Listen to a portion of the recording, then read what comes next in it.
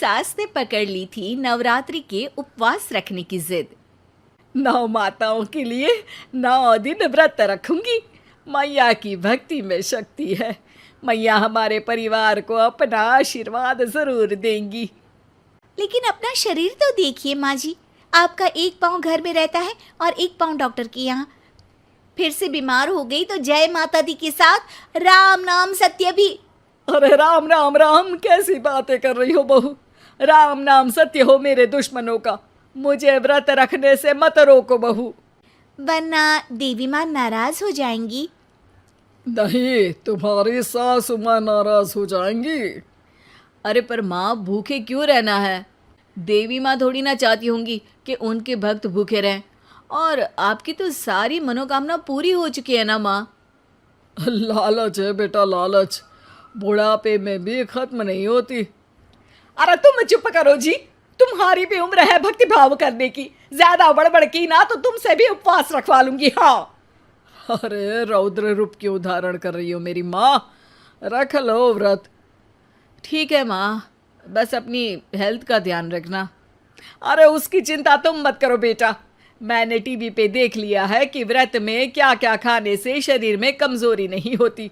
अच्छा ही है, वरना ऐसा ना हो कि 9 दिन के बाद तुम मैया के द्वार की जगह सीधा हरिद्वार।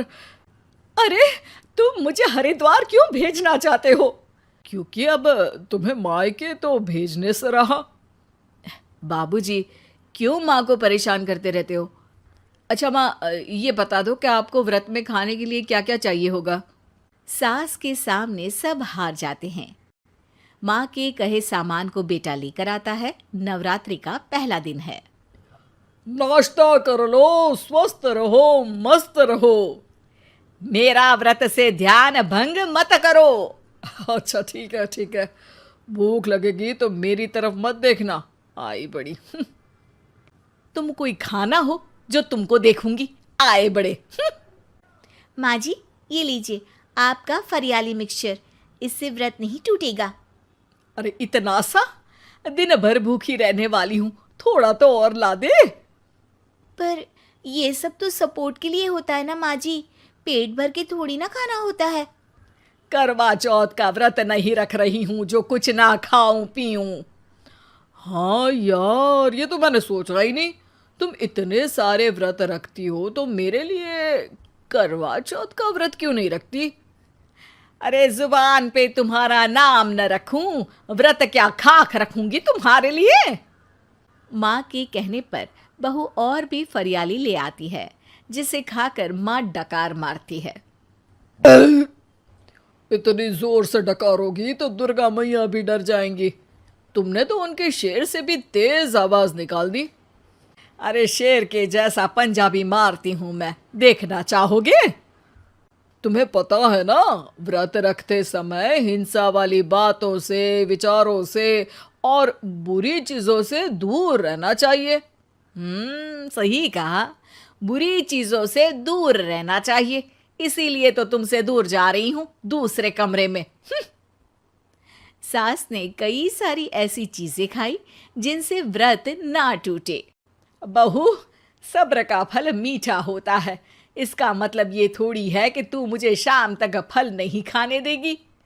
माँ जी, 1 घंटे पहले ही तो आपने इतना सारा।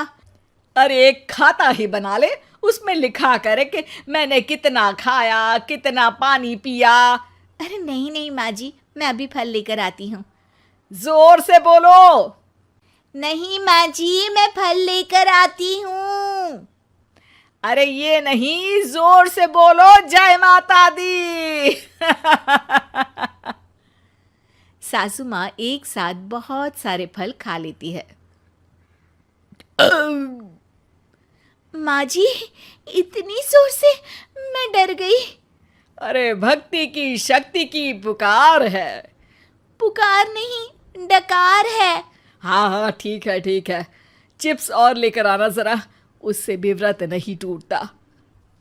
माँ जी, आज ही सब खत्म हो जाएगा, नाश्ते का ही टाइम है। अरे ठीक है ना बेटा, मैं अब कुछ खाऊंगी ही नहीं, तुझे इतनी तकलीफ है तो। नहीं नहीं माँ जी, मेरा मतलब था कि उपवास में सिर्फ इतना खाना चाहिए जितना शरीर के लिए सही रहे। स्वाद के लिए खाने से तो अच्छा है कि उपवास ही मत रखो। माता जी की कृपा तो वैसे भी बनी ही रहती है। अरे वाह बहू वाह, एक ढोलक और हारमोनियम भी लेकर आना और प्रवचन करने लग जा। श्री श्री 108 बहु ईश्वरी माता। माँ जी, मैं आपके लिए चिप्स लेकर आती हूँ। बहू की सही सलाह को भी सास नजरअंदाज कर देती है। थोड़ी देर में बहू सास को चिप्स लाकर दे देती है। आलू की चिप्स, आहा मजा आ गया। आलू किसी भी सब्जी में चला जाता है। आलू पनीर, आलू पालक, आलू टमाटर, आलू भिंडी और तो और पराठे में भी चला जाता है। वैसे ही इंसान को भी हर स्थिति में आलू जैसा होना चाहिए। थोड़ी देर में वहां ससुर जी आते हैं। क्या चिप्स खा रही हो? अरे नहीं जी, दिख तो चिप्स ही रही है। अरे तो पूछ क्यों रहे हो? अरे गुस्सा क्यों हो रही हो? उपवास में गुस्सा नहीं करना चाहिए। और ऐसा तो है नहीं कि सिर्फ तुम उपवास करती हो, हमने भी तो किया होगा कभी। नहीं जी नहीं, तुम तो कर ही नहीं सकते। तुम उपवास में भी भेजा खाओगे और भेजा खाने से उपवास टूट जाता है। अच्छा थोड़ी सी चिप्स मुझे दे दो, मन ललचा रहा है। नहीं, उपवास के लिए है। तुम अपना खाना खा लेना जो भी बने। पूरा दिन सास कुछ ना कुछ खाती रहती है।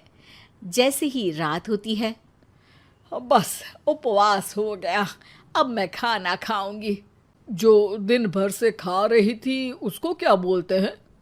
बाबूजी क्यों माँ को परेशान करते रहते हो?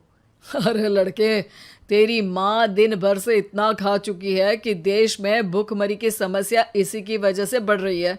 और खाने की दिक्कत नहीं है, कितना भी खाए लेकिन सेहत इधर उधर होती रहती है। कुछ ऊपर नीचे हो गया तो तेरी माँ खाने के बाद हाथ धोएगी और तू अपनी माँ से हाथ धो बैठेगा। अरे इत्तू सा तो खाया था, उपवास भी ना तोड़ू क्या? ठीक है, नहीं खा रही बस। अरे बहू तुम ही बताओ, ये इत्तू सा मतलब कितना खाया है इसने? ना जी ना, मैं कुछ नहीं बोलूँगी।